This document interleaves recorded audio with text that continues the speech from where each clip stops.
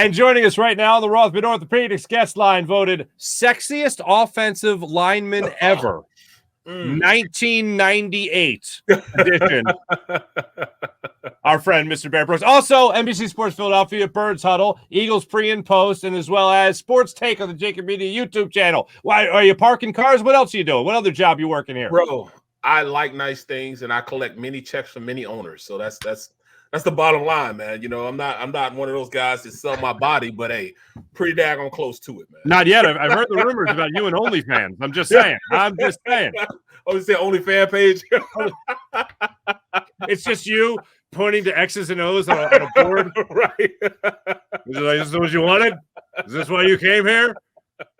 $5.50 to subscribe. Anyway, all right. So in all seriousness, by the way, speaking of cashing out checks, and you take care of a lot of people too, and we're going to get to that in a second because I love this story about one of your grandsons. Do you have one grandson or two grandsons? You have one grandson. I got and a granddaughter. A granddaughter. Okay. Yeah. So I'm my hands are pretty full. That was the greatest transition ever from whether or not you have an OnlyFans page to grandkids. But anyway. All right, so the news drops. Jalen Hurts probably going to be missing a couple of weeks here, 2 weeks maybe. Most likely, of course, not playing against the Dallas Cowboys. We know about the shoulder sprain. It is to his throwing shoulder. What was your reaction to it? Is the season over? Are we doomed? What's your reaction, Barrett? It's not to the level of what people are giving it to. I'm gonna tell you the truth. You see the way he threw the ball even after that. A 60-yard bomb. He's throwing tight slant passes to AJ Brown. I think this is more so an excuse to sit him down. If he had to play the playoffs, he could play. He has a sore shoulder. It's a little more than just a boo-boo, but it's a sore shoulder, man. It's sprained, sore shoulder, same thing. Apples, oranges, all fruit. Could he play through it? Yes. Should he play through it? No. Do I think that they run him too much? That's to me that's a slippery slope, man, because this offense is dynamic from what he brings to the table. Mm-hmm. It's a reason why Miles Sanders has 1,000 yards. It's that little second that the defense has to read what Jalen is doing, and he's so dynamic as a player that it gives him the autonomy now to run the ball effectively. Miles Sanders needs him in order for him to have 1,000 yards. That little second that it makes the defense freeze allows him to either set up a block or hit it downhill. He's become more of a patient runner and understands now that dynamic helps him out a lot. So if you take away Jalen Hurts' intangibles, you just make him a regular quarterback, and you don't want to do that. He's a special quarterback for the special things that he brings to the table with his running ability. Mm-hmm. Is that sustainable over a career with these new wave quarterbacks, these new wave guys? I think it is. I've talked to more quarterbacks that have been hurt more so in the pocket than they were running around. But is it sustainable? I think it is. I think Jalen Hurts has conditioned himself and works hard enough that he could do this. And as he progresses more in his career, he'll know when he can run, and he'll use it judiciously. Mm-hmm. He understands what his worth is and what he brings to the table. Can he do it over a career? I think so. See, and here's where I'm at. I love the way Jalen Hurts plays football. I don't want to take anything away from his game. But as our moms told us growing up, too much of anything can't be good. Even too much of a good thing can be bad. And he does a great thing in running the football. His ability to do that is incredible. Hold on. In honor of the Christmas story, you'll shoot your eye out. Exactly. Now we got the steak on the eye, whatever. Now we got a big old porterhouse right on the eye. But I think it's just a washcloth actually she puts on his eye. But anyway, I think the coaches. I do think that they take advantage of his athleticism sometimes a little too much, and he might trust his own or default to his own athleticism a little too much in games. And mostly what I'm referring to isn't all the run plays he had before Miles Sanders had a carry in the game, but right. the fourth and shorts, the fourth and ones, the third and ones, there are opportunities there where you don't have to make him lunge head first into a pile. And obviously that's not where he was hurt in this instance, but why not give the ball to Miles Sanders more? Why not try to see if that run game works first before the scramble game works? You're absolutely right with that. You know what I'm saying? Long story long, you look at it, he has to understand that defenses are going to try to cater him and convince him into holding the ball and pulling the ball from the receiver.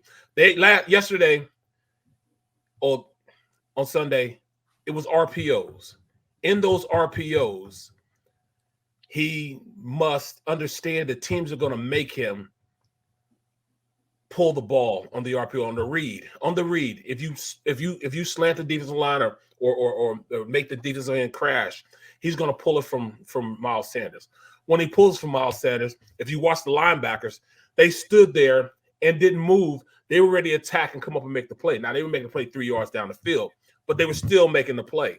That comes from the Bears taking the week and a half that they had and on their bye week and putting this game plan together. They made him pull the ball. So it worked. Can they change that up? Yes, all the Eagles have to do is just make him throw the rock. If they make him throw the rock, then he's pretty much, behind the buck. You know what I'm saying? So they can still engineer it where they'll make Jalen Hurts run instead of him handing the ball off. But they can counter just by saying, all right, we're just going to hand the ball off to Miles Sanders. That's all you have to do. I'm just going to call 15 blasts, hand it off, and then Miles Sanders goes. That's all you have to do, bro. I would have loved to see a little bit more of that even earlier, even before Jalen Hurts got hurt. So I feel similar to the way I felt in 2017, which was, okay, your MVP candidate quarterback is hurt. We don't know when he's coming back. Now, Carson Wentz, we knew he was done. But the bottom line is you have another quarterback coming in Gardner Minshew, who I think is good enough to help you win. And you have a very, very, very strong defense, similar to what you had in 2017. So, I mean, I have no reason to believe, like I did back then, that this team is going to do anything other than get the number 1 seed and get a first-round bye. Do you feel the same way? No question. They're going to beat Dallas and already win the bye. Just because of Michael Parsons was talking all that trash. All right, we're going to show you that system, and we're going to prove you right. Okay, the system is why this team is good.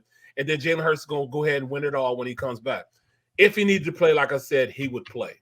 Do they need him to play right now? No. I think Dallas isn't good enough to beat us, even with Gardner Minshew. It'll be a different offense, and they won't be able to prepare for this offense because they haven't seen Gardner Minshew since last year. He brings a different salsa to the nachos. You know what I'm saying? He's different in the aspect of how he brings and approaches the game. Yeah. It'll be a different offense, but it'll still be an effective offense because, number one, they got the best offensive line of football. So whatever they choose to do, they choose to throw it, they can throw it. They choose to run it, they can run it. It's not like they lose anything with him being there because the offensive line is so good. Now, it may take a little bit off. It just won't be as effective, but it'll still be very, very effective. They can't stop our run game because they can't stop our offensive line, period. Look, on the offensive line, on the line of scrimmage, I want to talk about the trenches there for a second. When did Jonathan Gannon get the cojones to start running games? Is that brand new? I'm seeing all of a sudden TEs, ETs. I'm seeing them all over the place. By the way, when you say I feel like I have won my video game. Like I love that sound effect you do, my friend. It makes me feel like I hit it right on the head. I win a prize. But like to me, that is something that I was waiting to see from Jonathan Gannon. And I feel like we're finally getting to see it on a very consistent basis. Right, it's there. It is, man.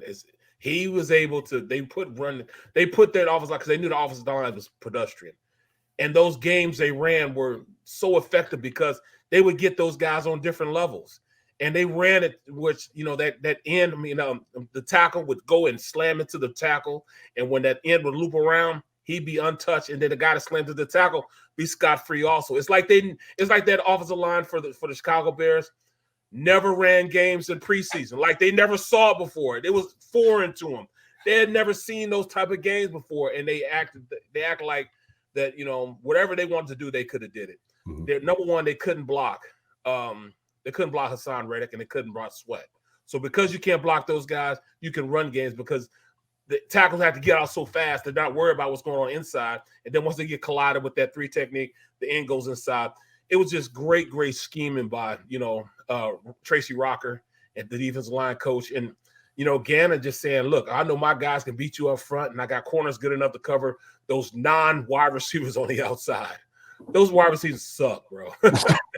they were so bad, man. So bad. A couple more for you. I do want to ask you about Jeff Stoutland. I finally got to meet him maybe a month ago outside of like a press conference setting. Couldn't have been a nicer guy. But what is it about what is it about Jeff Stoutland that just makes him be able to look at anybody and go offensive lineman, not an offensive lineman, offensive lineman? What is it about him that really makes him be able to be the O lineman whisperer? Well, he had probably the best tackle in the past 12 years playing for him. He took a little bit of that and took Jason Kelsey and a little bit of that and trained everybody to be those two guys. That's what he did. He took about Jason Peters and Jason Kelsey. Jason Kelsey, the best tackle to play in Philadelphia and the best center to play in Philadelphia, took their intangibles and put it in a book and put that book in the library. And he made all those guys that came up after them check that book out. That's why Lane Johnson sets like him. That's like, Jordan Mailata sets like him. All those guys play the game like those two because that's what he teaches now. You teach from two greats. And then he had the pleasure of having Jason Peters here so long and Kelsey still being there, that what they're doing is working. So just keep it going. He's become the O-line whisperer because, he took the best of both guys and made it into one playbook, man. And that's it, man. When you have guys like that, I mean, it's hard to get it wrong. If you can get, he squeezes out every single ounce of athleticism in him and put a little bit of that dog that Kelsey and JP had. And there you have the perfect playbook to make these guys better, man. That's it in a nutshell. Jordan Mailata went up to Jalen Hurts after Jalen Hurts got hurt. And he said, stay down. And Jalen Hurts said, get me the bleep up. Right. And he made some plays. You played with some tough-nosed quarterbacks in your long NFL career. Any stories like that jump out to you about guys that just wouldn't come off the field or wouldn't stay down? I played with Big Ben. Okay, sure. You won a Super Bowl there, yeah. Yeah, he was still Little Ben. And he had the same type of air about himself, man. He was tough and hard-nosed, man. They knock him down, he'd get back up. They try to pull him down, he wouldn't go down half the time. We eventually had to tell him, hey, man, sometimes you got to play another play instead of trying to just finish this play. And, he was the same type of guy, man. He just wanted to be great, and he going to work to be great on the field. Now, he didn't have the necessary intangibles that Jalen Hurts had in his development as far as classroom work. He was a middle guy in, as far as timely, but he may have been the first or second guy out the door also. So he didn't know. It wasn't until he got older that, he became a student of the game. Mm-hmm. But he was just so gifted and talented and being such a big guy that he could do a lot of the things that Jalen Hurts is doing. He just wasn't as fast as Jalen Hurts. Jalen Hurts he's an oddity, man. He's not what you'll see. He's probably going to be the new prototype quarterback coming out. That's what he meant. The age of Marinos and all those guys are gone. Mm-hmm. But, he's definitely put himself in a position that you see teams like Chicago taking his game plan and trying to implement it into their players. Mm-hmm. You know what I'm saying? People started looking, what are they doing up there? What's all that noise they're making up there? And they're implementing what he does, man. And as you can't do what they do down in Baltimore, because Baltimore, you got to have an extraordinary athlete to be a quarterback there. But mm-hmm. you can be the type of athlete Jalen Hurts is and run it up here. So there's gonna be a lot of people trying to find that mold of quarterback to run their offense because it's so hard to stop him. You pick your poison. He's good enough to beat you with the pass and good enough to beat you with the run, man. So he's the new prototypical quarterback now.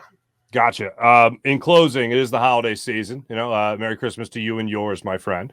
Appreciate it. You too, man. You too. Thank you, brother. You told me this story a while ago. I believe you had just gotten off the phone when you received this news, and it remains one of the funniest things because I don't have grandkids yet.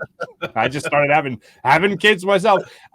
You have a grandson that at the time was like 3 or 4, and you had sent FedEx or whatever it was, UPS, to your daughter's. Was it your daughter's house? No, my son's house. Your son's house. Okay. Well, I mean, it came close to the holiday time, and my grandson's name is Romel. He's 4, but he's RJ. He's 4 years old. So his dad messed around and showed him how to spell his name at 4 years old. He saw the R-O. So when packages would come, he would look at it, and he opened one up and found toys in it. So from this point on, every package that came to his house, he thought was his, and they were going to have toys in. He would come in, my son would order, he's an audio engineer. he'd have some speakers come to the house. He opened up, Dad, this is not a toy. You know what I'm saying? Let's stop opening up the presents. So it's funny you said, I promise you, I wish I could turn my screen on and look like this. It's actually, I'm on Amazon right now, and I'm looking at these Lego blocks for my granddaughter. I'm sending Lego blocks and everything else. And I can see him going in and trying to open it. But I already called him and told him, don't you dare touch those packages that come in. None of them, no more, because he might get home from school and get there before his dad gets home. His dad will bring the packages in. The mom won't do it. My daughter-in-law will do it, but he will do it. And he will open up all the packages to see if it's his toys. I say, son, you got to stop doing that. I love it. So I already called him and warned him. He knows now. He's just smart waiting, kid. Kids going places, man. Kids going places, baby. Hey, Lil Yoo-Hoo, man. Yoo-Hoo. Hey, how about our boy Adam Sandler giving a shout out to Miles Sanders? How about that? I love you, buddy. How about that? Bam. Barrett Brooks, ladies and gentlemen. You can see him on NBC Sports Philadelphia, Birds Huddle. You can see him on NBC Sports Philadelphia, Eagles pre and post. And you can see him Jacob Sports Media doing Sports Take with our friend Rob Ellis. And I got to get Rob on the show. I haven't had Rob on yet. And Derek Gunn, one of my favorite humans on the planet, of course. We'll determine if he's a good guy later on. You work with him every day. You understand what I'm saying. I love the man. Absolutely love the man. Barrett, great catching up. Thank you so much for your insight, your knowledge. And I believe you helped everyone feel a lot better about not just the city of Philadelphia, but our football team still having success without Jalen Hurts. Thank you, brother. He's just got a little boo-boo, bro. That's all, man. Just a little boo-boo. Barrett, thanks, man. All right, bro. Later. Barrett Brooks joining us on the Rothman Orthopedics guest line.